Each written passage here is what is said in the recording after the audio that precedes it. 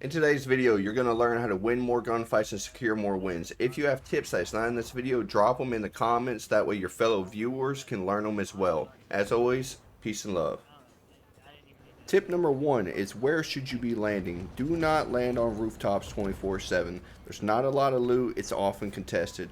What you're looking for is the bottom of buildings, flat ground. Graveyard is one of our personal favorites to land as a squad because there is indeed enough loot to go around.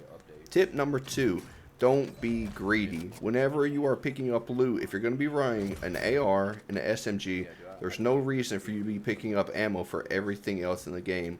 All you are doing is wasting time and also filling up backpack space that you could be using for other things that you actually need. Skipping forward a little bit gets us tip number three. Information is key. What I mean by information is key is if you get shot, the last thing you want to do is run and hide. You want to determine, is the enemies pushing, where are they pushing from? If you're able to see them, then you're able to predict where they're going to be coming from. Tip number four, be wary of windows and open doors. Always be prepared to make the flick to one of those just for in case someone decides they want to pop out. Tip number five, don't forget the little things. After every engagement, you should be reloading your guns, checking your ammo, and also putting plates back on. Tip number six is for those that are always breaking their ankles. Anything over 3 stories, you need to open up your parachute, or else you will break your ankles and you're going to embarrass yourself in front of God and everyone. Tip number seven is how to hold angles. Whenever you are holding an angle, you do not want to be too close so someone ends up right up in your face.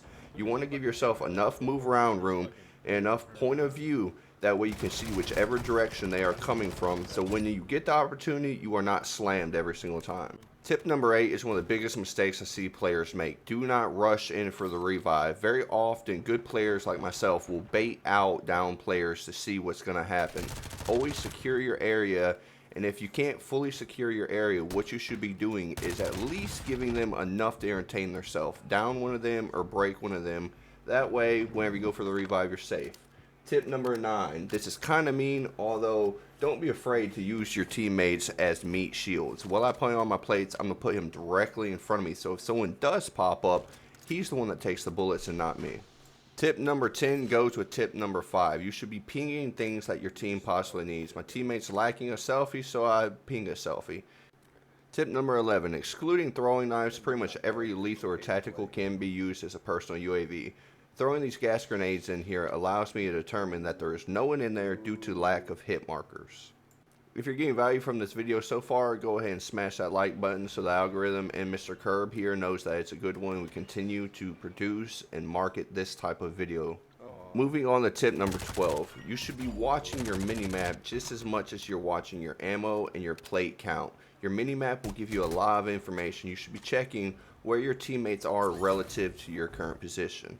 Not only that, you're going to see in this next tip that whenever you down someone, there's actually directional arrows on the elevation if someone is above you or below you. Tip number 12, push with momentum. If you have the information, as usual, you should be capitalizing on that. I know this guy is right here in this next building, although he does take me by surprise by being on the same level as me, which just tells you how quickly people move.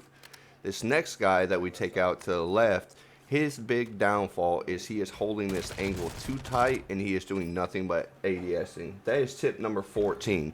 Do not just ADS. Trust your hip fire. Start off with your hip fire, get the first few shots, and then you aim down sight and perfect your aim for the first kill.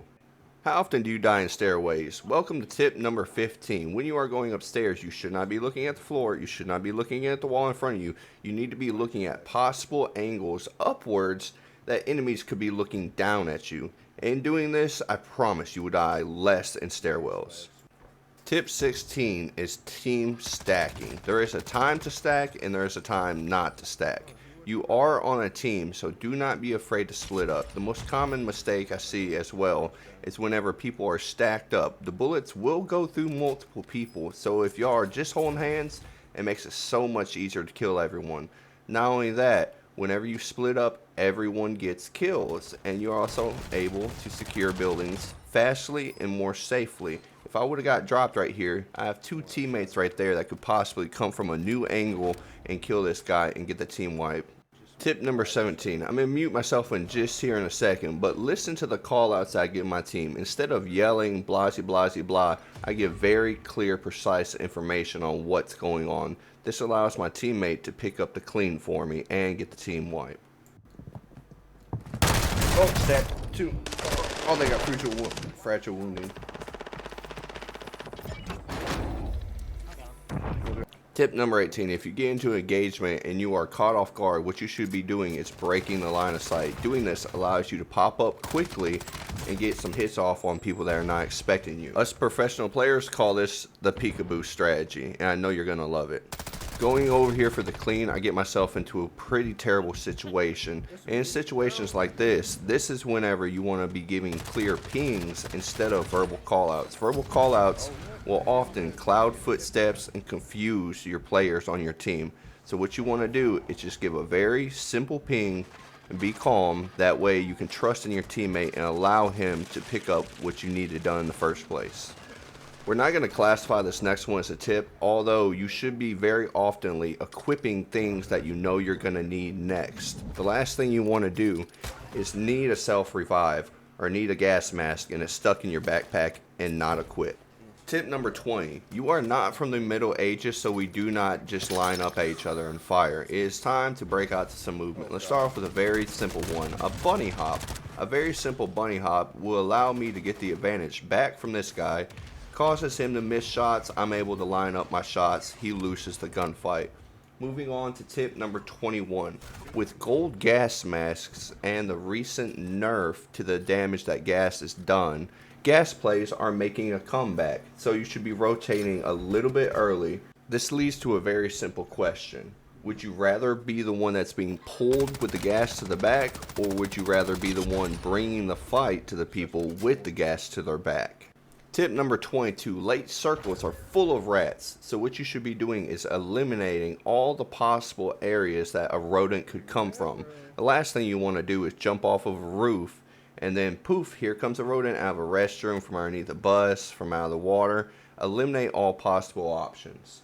Tip number 23, if I said it once, I said it a million times. Switching guns is so much faster than reloading. Be sure you're subbed if you got value from this video, and make sure you smash that like button once more. As always, peace and love.